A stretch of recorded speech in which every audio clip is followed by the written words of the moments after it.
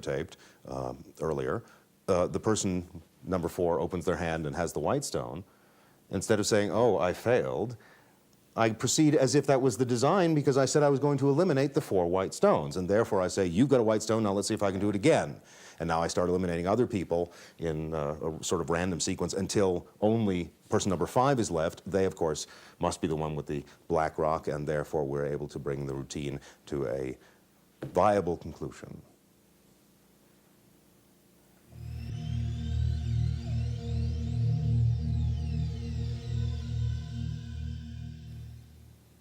And now we come to the mind's eye deck. Yeah. I worked this out about 20 years ago. It's a design duplication and has relationships to various other people's work. And in order to explain it, the first thing we have to do is to explain the construction of the deck, which is not as simple as it may appear. The cards are in pairs, and each pair is easily remembered. So let's first of all find out what those are.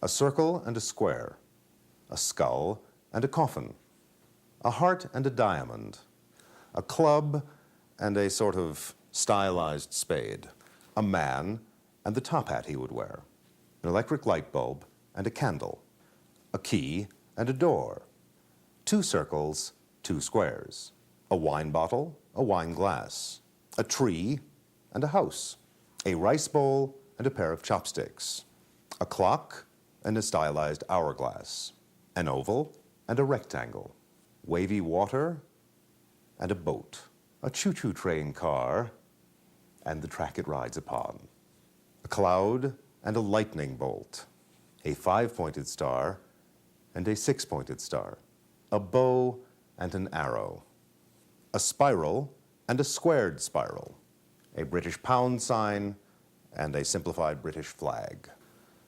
So these are the designs. You can obviously come up with others once you understand the principle that I'm about to explain. These are easily made yourself on blank stock with a marking pen.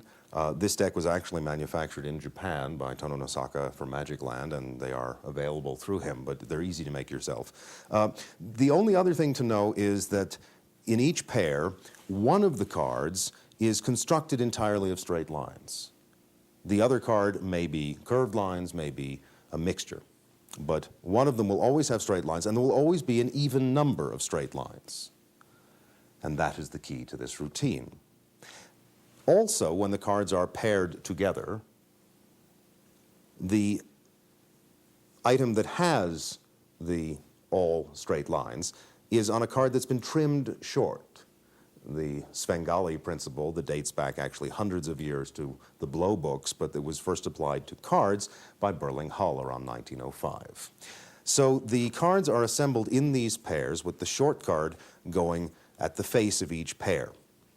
Now obviously you're going to have to memorize these pairs. That information is going to be of use to you later, but they have been constructed so that it's quite easy to memorize. Once you make up the deck in the action of actually drawing these, you will have learned them.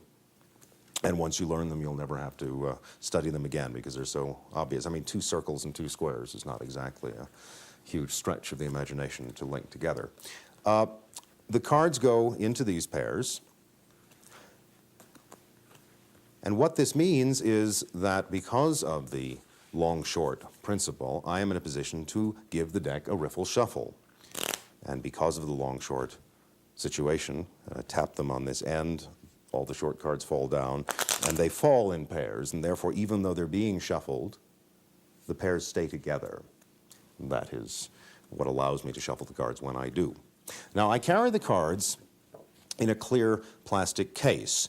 Easily found, you can find a lot of children's game decks that are sold in plastic cases. If you can't possibly find a plastic case, no matter how hard you look, I'll show you an alternative a little later, but the case makes for a nice handling, as I'm about to explain. The whole idea here is not only to limit the spectator's choice, but to limit it in such a way that you can start to describe the person's design before you ever have an opportunity to get a clue about it, and that's what I think gives this routine some strength. So what we're going to do is this. We take the pack out of the case, we display the cards, we can shuffle, and now we put the deck face down onto the table, butted next to the bottom of the case. And this is a splendid idea that was put into print many years ago by Eddie Joseph. I'm going to turn my back and ask the spectator to cut some cards off the deck. But because it is placed next to the case, when the person cuts cards off, putting the cutoff stock into the box, they are forced to cut from the narrow ends. Because to do this is awkward. You can't cut with the case there, and to push this aside is presumptuous. These are my props, not the spectator's. So in the normal scheme of things, the spectator will cut from the ends, and in so doing, because of the long-short situation, they will cut between a pair, a long-short pair, so that whatever the card is above the cut, it will be the first card of the pair that is completed by the card below the cut. So when the spectator cuts this group into the box, the next card is taken, and whatever the card is on the bottom of the completed deck, that's going to tell me what card is in the spectator's pocket.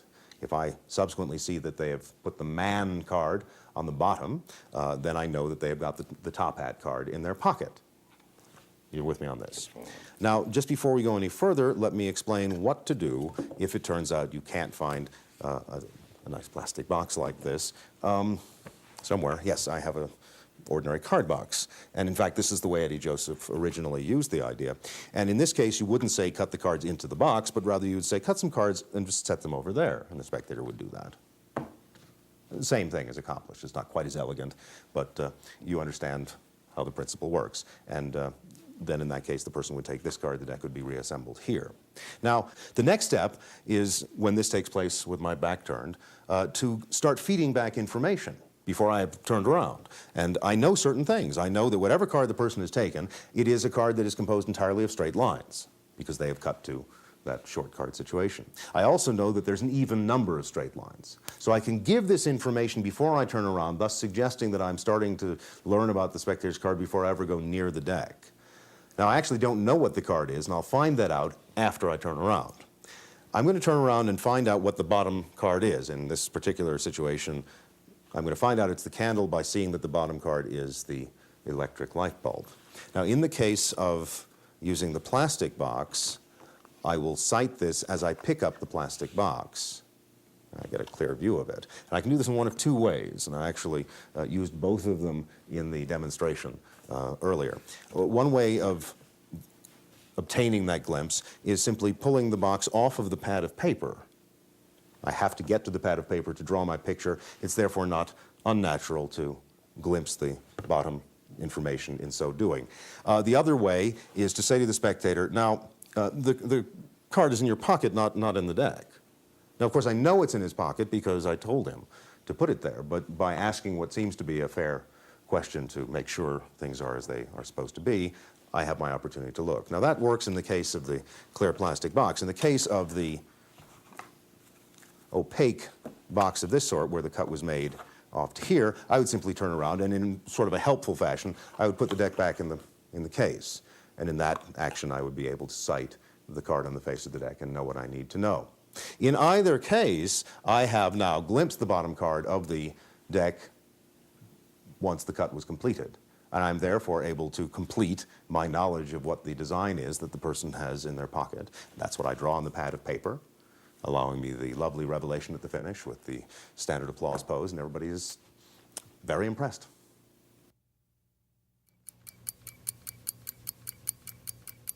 Well, I thought that went pretty well. The taping went smoothly, and you seemed to feel comfortable in it, and everything was nice. Don't you feel good about it? My left arm has gone numb.